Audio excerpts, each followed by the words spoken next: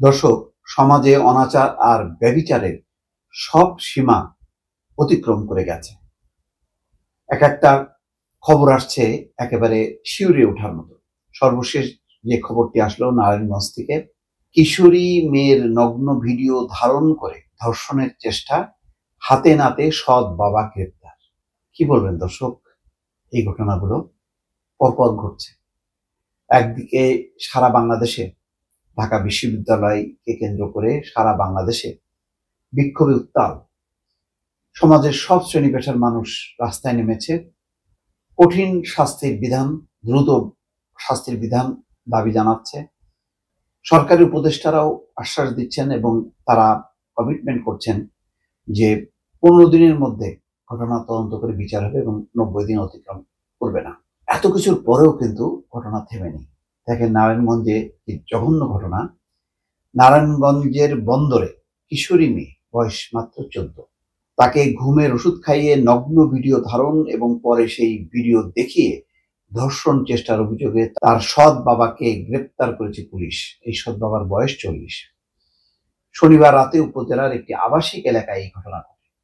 গতকাল রাতে ধর্ষণ চেষ্টার সময় ওই ব্যক্তিকে হাতে নাতে আটক করে পুলিশে দেন স্থানীয় লোকজন। পরে তার বিরুদ্ধে বন্দর থানায় পর্নোগ্রাফি এবং ধর্ষণ চেষ্টার অভিযোগে পৃথক দুটি মামলা করেন ভুক্তভোগী কিশোরীর মা। আর এই মারা এখনো বেঁচে আছে বলে বহু নিজের মেয়ে বা অন্যের মেয়ের তারা ইজ্জত রক্ষা পাচ্ছে। পুলিশ ও স্থানীয় সূত্র বলছে, 3রা মার্চ কিশোরীকে ঘুমের ওষুধ খাইয়ে অচেতন করে নগ্ন ভিডিও ধারণ করেন তার সৎ বাবা। পরে তিনি সেই ভিডিও ছেড়ে দেওয়ার ভয় দেখিয়ে তাকে ধর্ষণের চেষ্টা করেন। বিষয়টি কিশোরী তার মা এবং কয়েকজন প্রতিবেশীকে জানায়। ওই ঘটনার পর গতকাল রাতে আবার ভিডিও দেখে কিশোরী মেয়েকে ধর্ষণের চেষ্টা করেন সৎ বাবা। তখন কিশোরীর ডাক এবং চিৎকারে আশেপাশের লোকজন জড়ো হয়ে সৎ বাবাকে আটক করে। খবর পেয়ে ঘটনাস্থলে গিয়ে তাকে আটক করে থানায় নিয়ে আসে পুলিশ। পরে এই ঘটনায় ভুক্তভোগী কিশোরীর মা বাদী হয়ে থানায় পর্নোগ্রাফি নিয়ন্ত্রণ আইন এবং ধর্ষণ চেষ্টার অভিযোগে পৃথক দুটি মামলা করে।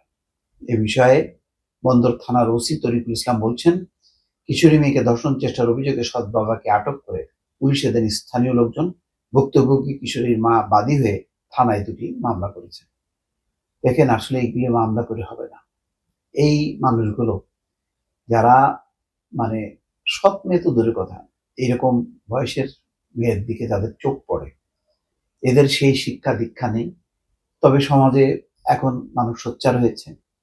এখন যদি অন্যায় প্রতিবাদ করতে থাকে, একটা ঝাঁকুনি দরকার, চরম ঝাঁকুনি। আমি সবসময় বলি যে আইন শৃঙ্খলা পরিস্থিতিও যা হয়েছে, এখানে নর্মাল থেরাপি কাজ করবে না, এক্সট্রা থেরাপি দিতে হবে, স্পট অপারেশন কিছু লাগবে। এটা ছাড়া মনে হচ্ছে না যে আর এদেরকে ঠান্ডা করা যাবে। দর্শক, ভালো থাকবেন। আল্লাহ হাফিজ।